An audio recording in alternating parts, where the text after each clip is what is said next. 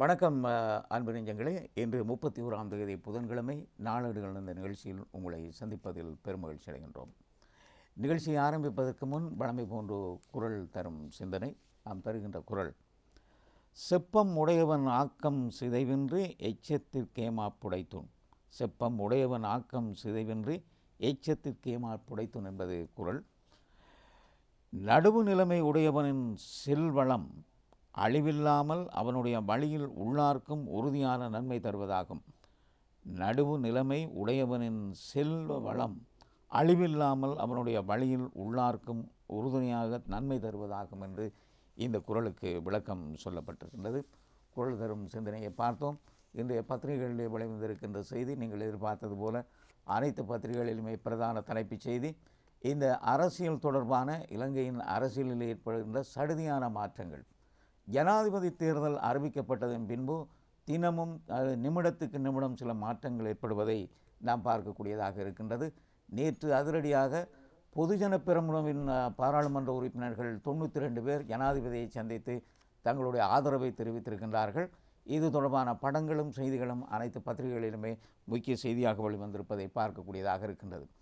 இந்த அரசியல் மாற்றம் அல்லது ஜனாதிபதியோடு இந்த 92 பேரும் சந்தித்த விடயம் இலங்கை அரசியலிலே, அதாவது ஜனாதிபதி தேர்தலிலே பாரிய தாக்கத்தை ஏற்படுத்துமா என்று நாம் இந்த பத்திரிகைகள் என்று கேள்வி எழுப்பியிருக்கின்றன. பொதுஜன பெரமுன எடுத்த தீர்மானம் இந்த 92 பேரையும் ஜனாதிபதியின் பக்கம் தள்ளி இருக்கின்றது. அதாவது பொதுஜன பெரமுன மொட்டு கட்சி இரண்டு துண்டுகளாக வெவ்வேறாகி இருக்கின்றது என்பதை இன்றைய பத்திரிகைகளின் செய்தியாக நாம் பார்க்கக்கூடியதாக இருக்கின்றது. இந்த 92 பேரின் சந்திப்பு இந்த அரசியலிலே அல்லது தேர்தல் முடிவுகளிலே பாரிய தாக்கத்தை ஏற்படுத்துமா என்ற கேள்வி அரசியல் வட்டாரங்களிலே எழுப்பப்படுகின்றது. பத்திரிகைகளை பார்க்கின்ற போது நாம் விரிவாக பார்க்கக்கூடியதாக இருக்கும். இன்றைய அரசியல் சூழ்நிலையை வைத்து நேற்று ரோகண திசாநாயக்க, இராஜாங்க அமைச்சர் ரோகண திசாநாயக்க நேற்று ஜனாதிபதி செயலகத்தில் நடந்த செய்தியாளர் மாநாட்டிலே ஒரு கருத்தை தெரிவித்திருந்தார். 2ஆம் உலக மகா யுத்தத்திலே வின்ஸ்டன் சேர்ச்சிலுக்கு நடந்த அதே நிலை இலங்கையில் உருவாகின்றது என்ற ஒரு கருத்தை அவர் தெரிவித்திருக்கின்றார். அந்த செய்தியாளர் மாநாட்டிலே அவர் தெரிவிக்கப்பட்ட கருத்துக்கள் இன்றைய பத்திரிகைகளை நாம் பார்க்க முடியவில்லை. என்றாலும் நேற்று ஜனாதிபதி செயலகம் விடுத்த அறிக்கையிலே அது சுட்டிக்காட்டப்பட்டிருக்கின்றது. உங்களுக்கு தெரியும், 2ஆம் உலக மகா யுத்தத்தின் போது வின்ஸ்டன் சேர்ச்சில் யுத்த வெற்றியை பெற்றுக் கொடுத்த 2ஆம் உலக மகா யுத்தத்தை வெற்றியை பெற்றுக் கொடுத்தவர் வின்ஸ்டன் சேர்ச்சில். அவர் பிரிட்டனின் பிரதமராக அந்த நேரம் இருந்து கொள்கை வகுப்பாளராகவும் திட்ட வகுப்பாளராகவும் இருந்து வெற்றியை பெற்றுக் கொடுத்த பெருமகன் என்று வாழ்த்து பெற்றவர். இந்த நிலையிலே நடந்த முதலாவது வெற்றியின் பின்பு நடந்த பிரிட்டனிலே நடந்த தேர்தலிலே வின்ஸ்டன் சேர்ச்சில் தோற்கடிக்கப்பட்டார். இந்த தோற்கடிக்கப்பட்டதன் பின்பு முதலாவதாக வந்த பிரதமராக இருந்தவர் அட்லி கிளின்டன் அட்லி என்று அவருடைய கிளமன் அட்லி. அவர் 2வது உலக யுத்தத்திலே முதலாவது நடந்த தேர்தலின் பின்பு அவர் வெற்றி பெற்றார், பிரிட்டிஷ் பிரதமர் ஆகினார். இதற்கு காரணம் கூறப்பட்டது பொருளாதார ரீதியாக நாடு வீழ்ச்சியடைந்ததை அவருக்கு அந்த வெற்றியை பெற்றுக் கொடுத்தது, அவரை தோற்கடித்தது என்று சொல்லப்பட்டிருக்கின்றது. அதே நிலை இலங்கையில் உருவாகிறது என்பதே முக்கிய செய்தியாக நாம் இன்றைய பார்க்கக்கூடியதாக இருக்கின்றது. பொலிஸ்மா அதிபர் விடயம் தொடர்பாகவும் முக்கிய செய்திகள் வெளியாக இருக்கின்றன. ஜனாதிபதி ஆணைக்குழு, அதாவது குறிப்பாக தேர்தல் ஆணைக்குழு ஒன்றை வெளியிட்டிருக்கின்றது. ஜனாதிபதியிடம் இதற்கு தீர்வு காணுமாறு கடிதம் ஒன்றை அனுப்பியிருக்கின்றது. நான் பத்திரிகைகளை பார்க்கின்ற போது அதுவும் விரிவாக பார்க்கக்கூடியதாக இருக்கும். எமது அண்டை நாடான கேரள மாநிலத்தில் நடந்திருக்கின்ற மண் சரிவு தொடர்பாகவும் இன்றைய பத்திரிகைகளில் நாம் செய்தியை பார்க்கக்கூடியதாக இருக்கின்றது. கேரளாவிலே தொடர் மழையினால் பாதிப்புகள் ஏற்பட்டு வருகின்றன. இந்த நிலையிலே வயல்நாடு பகுதியிலே அந்த தொகுதியிலே கூடுதலாக மண் சரிவு ஏற்பட்டதிலே இதுவரை 122 பேர் புதையுண்ட நிலையிலே சடலமாக மீட்கப்பட்டிருக்கின்றார்கள். இன்னும் ஆயிரக்கணக்கானவர்கள் புதையுண்டிருக்கலாம் என்ற அச்சம் ஏற்பட்டிருக்கின்றது. அது தொடர்பான செய்தியை நாம் பத்திரிகைகளை பார்க்கின்ற போது விரிவாக பார்க்கக்கூடியதாக இருக்கும். தினகரன் பத்திரிகையிலிருந்து ஆரம்பிக்கின்றோம். தினகரன் பத்திரிகையின் பிரதான தலைப்புச் செய்தி: ஜனாதிபதி ரணிலுக்கு 92 எம்பிக்கள் ஆதரவு, நேரில் சந்தித்து உறுதிமொழி அளிப்பு என்பது பிரதான தலைப்புச் செய்தி. மேலும் பல எம்பிக்களும் நாட்டின் எதிர்காலத்துக்காக ஜனாதிபதிக்கு ஆதரவு வழங்க முன்வந்திருக்கின்றார்கள் என்பதும் இந்த பிரதான தலைப்புச் செய்தியிலே படங்களோடு செய்தியை காக்கக்கூடியதாக இருக்கின்றது. இந்த 92 எம்பிக்களும் நேற்று ஜனாதிபதியை சந்தித்தார். ஜனாதிபதி செயலகத்தில் இந்த சந்திப்பு நடந்தபோது அவர்கள் தங்களது ஆதரவை முழுமையாக தெரிவித்தார்கள் என்றும் இங்கே சொல்லப்பட்டிருக்கின்றது. இந்த தீர்மானம் பொதுஜன பெரமுன, அதாவது மொட்டு கட்சி எடுத்த தனி தீர்மானத்தினால், தனிவழி செல்கின்ற தீர்மானத்தினால் இந்த பிளவு ஏற்பட்டிருக்கின்றது. அவர்கள் அதிருப்தி அடைந்த நிலையில், மொட்டு கட்சி எடுத்த தீர்மானத்தில் அதிருப்தி அடைந்த நிலையிலே 92 பாராளுமன்ற உறுப்பினர்களும் ஜனாதிபதியை சந்தித்து தங்களுடைய ஆதரவை தெரிவித்திருக்கின்றார்கள். என்றாலும் மொட்டு கட்சி இதுவரை தங்களது தனிவழி பயணத்துக்கான வேட்பாளர் யார் என்று இதுவரை அறிவிக்கவில்லை என்ற செய்தியை நாம் இதனோடு பார்க்கக்கூடியதாக இருக்கின்றது. நேற்று பிற்பகலிலே இந்த சந்திப்பு நடந்தபோது ஜனாதிபதிக்கு பூரண அனுமதி அவர்கள் வழங்கியிருக்கின்றார்கள். முழுமையான எந்த நிபந்தனையும் இன்றி ஆதரவு வழங்குவதாக இந்த 92 பாராளுமன்ற உறுப்பினர்களும் தெரிவித்திருக்கின்றார்கள் என்று இங்கே சொல்லப்பட்டிருக்கின்றது.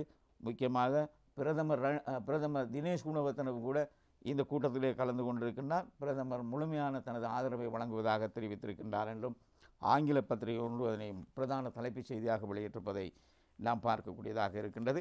இது தினகரன் பத்திரிகையின் பிரதான தலைப்புச் செய்தி. எல்லன் ஐநாக்ஸ் பிரிட்ஜ் சூழலில் சுற்றுலா முகாமைத்துவ திட்டம் பிரதமர் தலைமையிலே உடன்படிக்கை கைச்சாத்து என்பது இன்னும் ஒரு செய்தி. இது ஆங்கில பத்திரிகைகளிலும் முக்கிய செய்தியாக நாம் பார்க்கக்கூடியதாக இருக்கின்றது. எல்ல 9 வளைவு பாலத்தை சூழவுள்ள பிரதேசத்தின் சுற்றுலா முகாமைத்துவ திட்டம் தொடர்பிலே போக்குவரத்து மற்றும் நெடுஞ்சாலைகள் அமைச்சும் மத்திய கலாச்சார நிலையத்துக்கும் இடையில் புரிந்துணர்வு ஒப்பந்தம் கைச்சாத்திடப்பட்டது. பிரதமர் தினேஷ் குணவர்த்தன தலைமையில் நேற்று முன்தினம் நடந்த இந்த கூட்டத்திலே இதற்கான தீர்மானம் எடுக்கப்பட்டிருக்கின்றது என்பது இங்கே முக்கிய செய்தியாக நாம் பார்க்கக்கூடியதாக இருக்கின்றது. அதே நேரம் இராஜாங்க அமைச்சர் ரஞ்சித் செம்மலாபுட்டியமின் படத்தோடு ஒரு செய்தி. 2024ஆம் ஆண்டின் முதல் 5 மாதங்களில் வரவு செலவு இரவில் துண்டு விழும் தொகை 64% இருக்கின்றது என்று அவர் கருத்துரை தெரிவித்திருக்கின்றார். 2023ஆம் ஆண்டின் முதல் 5 மாதங்களில் ஒப்பிடுகையில் 2024ஆம் ஆண்டில் முதல் 5 மாதங்களில் வரவு செலவு திட்ட துண்டு விழும் தொகை 63.8% குறைந்துள்ளதாக நிதி இராஜாங்க அமைச்சர் கலாநிதி ரஞ்சித் செம்மலாபுட்டிய தெரிவித்திருக்கின்றார் என்று இந்த செய்தியிலேயே சொல்லப்பட்டிருக்கின்றது. பாராளுமன்ற உறுப்பினர் வடிவேலு சுரேஷின் படத்தோடு ஒரு செய்தி. இலங்கை தேசிய தோட்ட தொழிலாளர் சங்கம் இலங்கை விவசாயிகள் சங்கத்துடன் சங்கமம் என்ற தலைப்பிலே இந்த செய்தியை பார்க்கக்கூடியதாக இருக்கின்றது. இலங்கை தேசிய தோட்ட தொழிலாளர் சங்கமும் இலங்கை விவசாயிகள் சங்கமும் இன்று ஒன்றாக சங்கமிக்க உள்ளன. எனவே இனிவரும் காலப்பகுதியிலே அரசியல் மற்றும் தொழிற்சங்க ரீதியிலே இந்த கூட்டணி தீர்மானிக்கும் சக்தியாக விளங்கும் என இலங்கை தேசிய தோட்ட தொழிலாளர் சங்கத்தின் பொதுச் செயலாளரும் பதுளை மாவட்ட பாராளுமன்ற உறுப்பினருமான வடிவேல் சுரேஷை ஆதாரம் காட்டி அவருடைய படத்தோடு இந்த செய்தியை நாம் பார்க்கக்கூடியதாக இருக்கின்றது. கேரளாவில் அடுத்தடுத்து மண் சரிவு, 120 பேர் பலி, 1000 பேர் புதைந்து தவிப்பு, அதாவது புதைந்திருக்கலாம் என்று தேடுதல் நடவடிக்கைகள் முன்னெடுக்கப்பட்டிருக்கின்ற செய்தி படத்தோடு தரப்பட்டிருக்கின்றது. நாம் இன்னும் ஒரு பத்திரிகையை பார்க்கின்ற போது விரிவாக பார்க்கக்கூடியதாக இருக்கும். தினக்குரல் பத்திரிகையை பார்ப்போம். தினக்குரல் பத்திரிகையின் பிரதான தலைப்புச் செய்தி. ராஜபக்சேக்களின் ஆதரவை பெறுவதற்கு கடைசி வரை ரணிலின் முயற்சி தொடரும், இல்லையேல் பாராளுமன்றத்தை கலைக்கவும் நடவடிக்கை எடுக்கலாம் என தகவலை வெளியிட்டிருக்கின்றது. ஒரு அதிர்ச்சி தகவலாகவே இந்த தினக்குரல் பத்திரிகையை நாம் பார்க்கக்கூடியதாக இருக்கின்றது. ஸ்ரீலங்கா பொதுஜன பெரமுனவின் தீர்மானத்தை தொடர்ந்து ஏற்பட்டுள்ள அரசியல் நெருக்கடி நிலைமையில் தனக்குள்ள அதிகாரத்துக்கு அமைய பாராளுமன்றத்தை கலைக்க ஜனாதிபதி எவ்வளையிலும் நடவடிக்கை எடுக்கலாம் என்று அரசியல் வட்டாரங்கள் அரசியல் ஊகங்களை அடிப்படையாக கொண்ட ஒரு செய்தியாக இந்த பிரதான தலைப்புச் செய்தி எழுதப்பட்டிருக்கின்றது. இந்த நெருக்கடி நிலை ஏற்படுமாக இருந்தால் பாராளுமன்றத்தை கலைத்து ஜனாதிபதி தேர்தலின் பின்பு பொது தேர்தல் நடத்துவதற்கான திட்டமும் வகுக்கப்பட்டிருக்கலாம் என்றும் ஜனாதிபதி தொடர்பாக ஆலோசித்திருக்கலாம் என்றும் இதிலே சொல்லப்பட்டிருக்கின்றது. என்றாலும் பொதுஜன பெரமுன அதாவது மொட்டு கட்சி எடுத்திருக்கின்ற தனிவழி தீர்மானம் கட்சியை பிளவடைந்தது மாத்திரமல்ல அரசியல் குழப்ப நிலையை ஏற்படுத்தியிருக்கின்றது என்று இந்த பத்திரிகைகளில் நாம் செய்தியை பார்க்கக்கூடியதாக இருக்கின்றது. ஜனாதிபதி தேர்தல் தொடர்பான விடயங்கள் சூடுபிடித்திருக்கின்ற நிலையிலே நிமிடத்துக்கு நிமிடம் மாற்றங்கள் ஏற்படுகின்றன. இது எஸ்எல்பிபி என்று சொல்லப்படுகின்ற மொட்டு கட்சியினுடைய செயல்பாடு ஒரு பேசு பொருளாக அல்லது ஒரு அரசியல் சூடு தருகின்ற செய்தியாக இன்றைய பத்திரிகைகள் அனைத்திலுமே நாம் பார்க்கக்கூடியதாக இருக்கின்றது. 53 நாட்களில் பொது தேர்தல் கேள்விக்குறியோடு வெளியாகியிருக்கின்ற செய்தி. பலம் வாய்ந்த அமைச்சர் ஒருவர் தகவல் தெரிவித்திருக்கின்றார் என்று, அதை அமைச்சர் யார் என்று சொல்லப்படவில்லை. ஒரு முக்கிய அமைச்சரை ஆதாரம் காட்டி இந்த செய்தி பிரசுரிக்கப்பட்டிருக்கின்றது. எதிர்வரும் ஜனாதிபதி தேர்தலில் ஜனாதிபதி ரணில் விக்ரமசிங்கவுக்கு ஆதரவளிக்கப் போவதில்லை என பொதுஜன பெரமுன அரசியல் சபை கூட்டத்தில் தீர்மானித்த நிலையில் தற்போது அரசாங்கத்துக்குள் பல குழப்பங்கள் ஏற்படுவதற்கான அறிகுறிகள் தென்படுவதாக சுட்டிக்காட்டப்பட்டிருக்கின்றது. இந்த நிலையிலே பாராளுமன்றத்தை கலைத்து பொது தேர்தலுக்கு செல்வதற்கான வாய்ப்பும் இருக்கின்றது என்று இங்கே சொல்லப்பட்டிருக்கின்றது. ஜனாதிபதி தேர்தல் முடிந்ததுடன் பொது தேர்தலை நடத்துவதற்கான வாய்ப்பும் இருக்கின்றது என்று இந்த செய்தி ஒரு அமைச்சர் அதாவது தகவல் கொடுத்திருக்கின்றார். அவருடைய கருத்தின்படி இந்த செய்தி எழுதப்பட்டிருக்கின்றது. அதே நேரம் ரணிலை பலப்படுத்த மைந்தவின் திட்டம் இது, ஆதரவை விலக்கியதும் அதற்கே என்று கமன்பில் ஒரு வித்தியாசமான கருத்தை தெரிவித்திருக்கின்றார். அதாவது 92 எம்பிக்கள் ரணிலோடு சேர்ந்திருப்பது இது ஒரு நாடகம் என்று அவர் கூறியிருக்கின்றார். அதே நேரம் இந்த மைந்தவின் பக்கம் அவர் இவ்வளவு 92 பேரும் செல்வதற்கு, அதாவது ரணிலை பலப்படுத்துவதற்காக அவர் இந்த 92 பேரையும் அனுப்பியிருக்கின்றார். கட்சி புலப்படைந்தது போல ஒரு தோற்றத்தை உருவாக்கி இருக்கின்றார் மைந்த. அந்த நிலைதான் இருக்கின்றது. இதனை கண்டு எவரும் ஏமாந்துவிடக்கூடாது என்று உதயகமன்பில தெரிவித்திருக்கின்றார். இது முக்கிய செய்தியாகவே நாம் இங்கே பார்க்கக்கூடியதாக இருக்கின்றது. அமைச்சர் காஞ்சன விஜயசேகரனின் படத்தோடு ஒரு செய்தி, ரணிலை ஆதரிக்குமாறு மைந்தவை வலியுறுத்துவோம், மறுத்தால் ரணிலுக்கு ஆதரவு அமைச்சர் காஞ்சன தெரிவித்திருக்கின்றார் என்று இந்த செய்தியிலே சொல்லப்பட்டிருக்கின்றது. ரணிலுக்கு ஆதரவு என்பதை நேற்று வெளிப்படுத்திய பின்பு அவர் இந்த கருத்தை தெரிவித்திருக்கின்றார். இதன்போது பொதுஜன பெரமுன எடுத்திருக்கின்ற தீர்மானத்தை மீள்பரிசீலனை செய்வதற்காக அழுத்தம் கொடுப்போம், மஹிந்த ராஜபக்ச அதற்கு உடன்படுவார் என்ற நம்பிக்கை இருக்கின்றது என்று காஞ்சன விஜயசேகர தெரிவித்திருக்கின்றார் என்பது இங்கே முக்கிய செய்தியாக நாம் பார்க்கக்கூடியதாக இருக்கின்றது.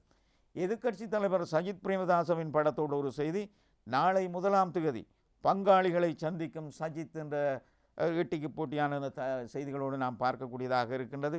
ரணில் விக்ரமசிங்க ஒரு சந்திப்புகளை நடத்துகின்ற அதே நேரம் இன்னும் ஒரு எதிர்க்கட்சியாக இருக்கின்ற சஜித் பிரேமதாசவின் அணி இன்னும் அவர்கள் கூட்டணி அமைத்து இன்னும் பல வேலை திட்டங்களை முன்னெடுக்கின்றார்கள்.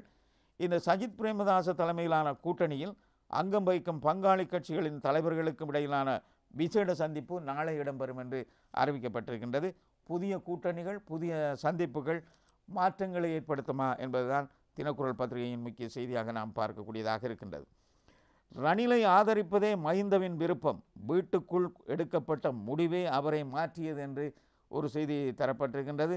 பாதுகாப்பு இராஜாங்க அமைச்சர் பிரமித பண்டார தென்னோகோன் நேற்று நடத்திய செய்தியாளர் மாநாட்டிலே ஒரு கருத்தை தெரிவித்திருக்கின்றார். வீட்டுக்குள்ளிருந்து சிலரால் எடுக்கப்பட்ட தீர்மானமே ஸ்ரீலங்கா பொதுஜன பெரமுன அரசியல் குழுவில் நிறைவேற்றப்பட்டுள்ளது. இந்த தீர்மானமானது 2022 மே 9ஆம் தேதி காலிமுகத்திடல் போராட்டம் மீது தாக்குதல் நடத்தப்பட்ட தீர்மானத்துக்கு சமமானது என்று அவர் குற்றம் சாட்டியிருக்கின்றார். காலிமுகத்துடல் அறக்கல போராட்டத்திலே கொழும்புக்கு வெளியிலிருந்து குண்டர்களை கொண்டு வந்து தாக்குதல் நடத்திய போது நாடு குழப்பமடைந்தது, ஜனாதிபதி நாட்டை விட்டு ஓடுகின்ற நிலை ஏற்பட்டது. இந்த நிலை உருவாக்கியவர்கள் இவர்களே அதே போன்ற ஒரு நிலையைத்தான் இப்பொழுதும் உருவாக்கி இருக்கின்றார்கள் என்று பாதுகாப்பு இராஜாங்க அமைச்சர் பிரமித பண்டார தென்னகோன் தெரிவித்திருக்கின்றார் என்பது இங்கே முக்கிய செய்தியாக இணைய பத்திரிகைகளில் நாம் இதை பார்க்கக்கூடியதாக இருக்கின்றது. நாமல் ராஜபக்ச ஒரு கருத்தை தெரிவிக்கின்றார். இன்று நாம் ஐதேகவுக்கு எதிரானவர்கள் நாமல் தெரிவித்திருக்கின்றார். எடுத்திருக்கின்ற முடிவு கட்சியின் முடிவு, கட்சியின் கொள்கை முடிவு. யார் பிரிந்து சென்றாலும் கட்சியின் கொள்கையிலிருந்து மாறமாட்டோம், ஐக்கிய தேசிய கட்சியை ஆதரிக்க மாட்டோம் என்று நாமல் ராஜபக்ச தெரிவித்திருக்கின்றார் என்பது முக்கிய செய்தியாக நாம் பார்க்கக்கூடியதாக இருக்கின்றது. தமிழன் பத்திரிகையை பார்ப்போம். தமிழன் பத்திரிகையின் பிரதான தலைப்புச் செய்தி, இது இணைய பத்திரிகைகளில் காணப்படுகின்ற செய்தி தான். போலீஸ் மா அதிபர் சர்ச்சை தொடர்பான செய்தி, உடனடியான நடவடிக்கை எடுக்கவும் ஜனாதிபதி ரணிலுக்கு தேர்தல் ஆணைக்குழு அறிவுரை என்ற செய்தி முக்கிய செய்தியாக நாம் இங்கே பிரதான தலைப்புச் செய்தியாக பார்க்கக்கூடியதாக இருக்கின்றது. அதாவது போலீஸ் மா அதிபர் தொடர்பாக ஏற்பட்டிருக்கின்ற சர்ச்சை, பாராளுமன்றம், நிறைவேற்று அதிகாரம், அதே நேரம் நீதித்துறை ஆகிய மூன்றும் மோதுகின்ற ஒரு நிலை இருக்கின்ற நிலையிலே நாட்டிலே ஒரு குழப்ப நிலை, ஒரு அரசியலமைப்பிலே ஒரு கொதிநிலை ஏற்பட்டிருக்கின்றது. இந்த கொதிநிலையை தணிப்பதாக இருந்தால் ஜனாதிபதியும் சபாநாயகரும் பேச வேண்டும், அந்த பேச்சுவார்த்தையிலே ஒரு முடிவெட்டப்பட்டு தீர்மானிக்க வேண்டும் என்ற ஒரு நிலை இருக்கின்றது. இந்த நிலையிலே தேர்தல் ஆணைக்குழு ஜனாதிபதிக்கு ஒரு கடிதத்தை அனுப்பியிருக்கின்றது. போலீஸ் மா அதிபரை நியமிக்க போகிறீர்களா இல்லையா, இந்த சர்ச்சைக்கு முடிவு காணுங்கள் என்று வெளிப்படையாகவே தேர்தல் ஆணைக்குழு ஒரு கேள்வி எழுப்பி கடிதம் அனுப்பியிருக்கின்றது. அந்த செய்தி தான் தமிழன் பத்திரிகையின் பிரதான தலைப்புச் செய்தி. வீட்டுக்குள் எடுக்கப்பட்ட தனி வேட்பாளர் தீர்மானம், ஒட்டு கட்சியின் முடிவை விமர்சிக்கிறார் பிரமித்த என்று நாம் தினக்குரல் பத்திரிகையில் பார்த்த அதே செய்தியும் இங்கே பிரசுரிக்கப்பட்டிருப்பதை பார்க்கக்கூடியதாக இருக்கின்றது.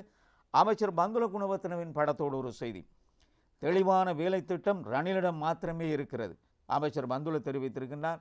அவரும் நேற்றைய செய்தியாளர் மாநாட்டிலே ஒரு கருத்தை தெரிவித்தார். முன்னாள் ஜனாதிபதி மஹிந்த ராஜபக்சவையும் பொதுஜன பெரமுனவையும் நேசிப்பவர்களாக இருந்தாலும் அதைவிட இந்த நாட்டையும் மக்களையும் நேசிக்கிறோம், அதனாலேயே ரணிலை ஆதரிக்கிறோம் என்று அமைச்சர் பந்துல குணவர்த்தன தெரிவித்திருக்கின்றார் என்று இங்கே சொல்லப்பட்டிருக்கின்றது. நாமல் ராஜபக்சவின் கருத்து இன்னொரு வித்தியாசமான தலைப்புகள் பிரசுரமாக இருக்கின்றது. ஜனாதிபதியிடம் சென்றோர் இரவு என்னிடமும் வந்தனர், நாமல் எம்பி தெரிவித்திருக்கின்றார். ஜனாதிபதிக்கு ஆதரவு தெரிவிப்பதாக 92 பேர் நேற்று அவரை சந்தித்து தெரிவித்தார்கள். அதற்கு முன்பு இரவு அவர்கள் நாமல் ராஜபக்சவையும் சந்தித்து பேசியிருக்கின்றார்கள் என்று இந்த செய்தியிலே அவர் தெரிவித்ததாக சொல்லப்பட்டிருக்கின்றது. மைத்திரி குழு மீதான தடை நீடிக்கப்பட்டது என்று இந்த ஒரு செய்தி ஏனைய பத்திரிகைகளிலும் பார்க்கக்கூடியதாக இருக்கின்றது. ஸ்ரீலங்கா சுதந்திர கட்சியின் முன்னாள் தலைவர் மைத்ரிபால சிறிசேன உள்ளிட்ட கட்சி பிரதிநிதிகளுக்கு பிற்போடப்பட்ட 9 தடை உத்தரவுகளை அக்டோபர் 9ஆம் தேதி வரை நீடித்து கொழும்பு மாவட்ட நீதிபதி உத்தரவிட்டிருக்கின்றார் என்ற செய்தி. மைத்திரி தலைமையிலான குழு ஸ்ரீலங்கா சுதந்திர கட்சி 3 துண்டுகளாக இந்த தேர்தலிலே ஒவ்வொரு தரப்பாக போட்டியிடுகின்றதும் நாம் சுட்டிக்காட்ட வேண்டிய ஒரு விடயமாக இருக்கின்றது. இது தமிழன் பத்திரிகையின் முக்கிய முன்பக்க செய்திகள். நாம் தினத்தந்தை பத்திரிகையை பார்த்தால் தினத்தந்தை பத்திரிகையும் முக்கிய செய்தி நாம் ஆரம்பத்திலே சொன்னது போல கேரளாவை உலுக்கி இருக்கின்ற கோர சம்பவம். அதுவே அதிகாலையில் அடுத்தடுத்து ஏற்பட்ட நிலச்சரிவிலே சிக்கி 120க்கும் மேற்பட்டோர் பலியாகியிருக்கின்றார்கள் என்று தினத்தந்தி பத்திரிகை செய்தி வெளியிட்டிருக்கின்றது. குறிப்பாக 120 என்று இந்த பத்திரிகையிலே செய்தி வெளியிடப்பட்டிருந்தாலும் இன்று காலை வெளியாகிய செய்திகளின்படி 122க்கும் மேற்பட்டவர்களின் சடலம் புதையுண்ட நிலையிலே மீட்கப்பட்டிருப்பதாக பிந்திய தகவல்கள், தமிழ்நாட்டு தகவல்களை ஆதாரம் காட்டி நாம் சமூக வலைத்தளங்களிலே நாம் பார்க்கக்கூடியதாக இருக்கின்றது. கேரளாவில் நேற்று அதிகாலையிலே அடுத்தடுத்து ஏற்பட்ட நிலச்சரிவிலே சிக்கி பலியானவர்கள் எண்ணிக்கை மேலும் மேலும் அதிகரித்து வருவதாக சொல்லப்பட்டிருக்கின்றது. கடவுளின் தேசம் என்று அழைக்கப்படும் கேரள மாநிலத்தில் தென்மேற்கு பருவமழை தீவிரமடைந்திருக்கின்றது. இந்த நிலையிலேயே மிகவும் ஒரு மோசமான நிலை ஏற்பட்டிருப்பதாக இங்கே சொல்லப்பட்டிருக்கின்றது. அடுத்தடுத்து 4 மணி நேரத்தில் நிகழ்ந்த இந்த நிகழ்விலே இந்த நிலச்சரிவிலே 3 பகுதிகளிலும் இருந்த 1000க்கும் மேற்பட்ட வீடுகள், பள்ளிகள், அங்கு நிறுத்தப்பட்டிருந்த வாகனங்கள் வெள்ள நீரில் அடித்துச் செல்லப்பட்டு மண்ணில் புதையுண்டிருக்கின்றன என்பதை இங்கே செய்தியாக பிரசுரமாகியிருக்கின்றன. ஆற்றின் குறுக்கே இருந்த பாலங்கள் வெள்ளத்தில் அடித்துச் செல்லப்பட்டு சேதமடைந்திருக்கின்றன. சூரல்மலை கிராமத்தில் மட்டும் 200க்கும் மேற்பட்ட வீடுகள் நிலச்சரிவில் அடித்துச் செல்லப்பட்டிருப்பதாக இங்கே சொல்லப்பட்டிருக்கின்றது. பல மாடி கட்டிடங்கள் மண்ணிலே புதையுண்டிருப்பதாக தினத்தந்தி படத்தோடு செய்தியை பிரதிப்பதை பார்க்கக்கூடியதாக இருக்கின்றது. தினத்தந்தியிலே கீழ்ப்பகுதியிலே ஒரு படம் பிரசுரிக்கப்பட்டிருப்பதை நீங்கள் பார்க்கக்கூடியதாக இருக்கும். வயநாடு நிலச்சரிவிலே சொகுசு விடுதிகள், வீடுகள் தண்ணீரில் இடிந்து விழுந்தும் ஒரு சில கட்டிடங்கள் அபாயகரமாக இருப்பதையும் இந்த படத்திலே நீங்கள் பார்க்கக்கூடியதாக இருக்கும். மிகவும் ஒரு கேரளாவை உலுக்கி, அதாவது இந்தியாவை உலுக்கி இருக்கின்ற ஒரு சம்பவமாக நாம் இந்த சம்பவத்தை பார்க்கக்கூடியதாக இருக்கின்றது. வீரகேசரி பத்திரிகையை பார்த்தால் வீரகேசரி பத்திரிகையில் பார்த்த செய்திகள் அனைத்தும் செய்திகளாகவும் இருக்கின்றன. என்றாலும் பிரத்யேகமாக ஒரு படம் பிரசுரிக்கப்பட்டிருக்கின்றது. கொழும்பு கொம்பனித்துறை சிவசுப்பிரமணிய சுவாமி கோயில் வருடாந்த மகோத்சவ தங்கத்தேர் திருவிழா நேற்று இடம்பெற்றது. வள்ளி தெய்வானை சமேத ஸ்ரீ சிவசுப்பிரமணியர் வெளிவீதி உலா வந்ததை இந்த படத்திலே பார்க்கக்கூடியதாக இருக்கின்றது. இது வீரகேசரியின் முக்கிய முன்பக்க படமாக நாம் பார்க்கக்கூடியதாக இருக்கின்றது.